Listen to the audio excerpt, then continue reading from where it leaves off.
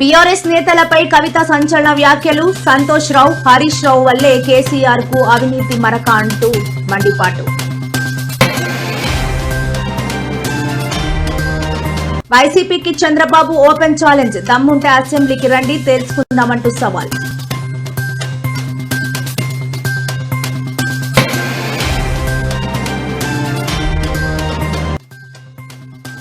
మళ్లీ తెలంగాణలో అతి భారీ వర్షాలు. ఆరెంజ్ అలర్ట్ జారీ చేసిన వాతావరణ శాఖ అధికారులు.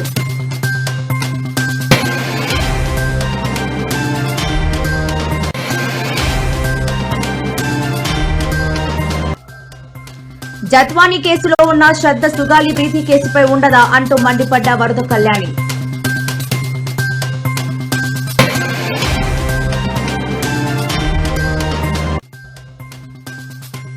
హైదరాబాద్ లో నారా లోకేష్ తో నటుడు శివాజీ భేటీ. సందర్భంగా లోకేష్ కు ఓ ప్రత్యేక పుస్తకం బహుకరణ.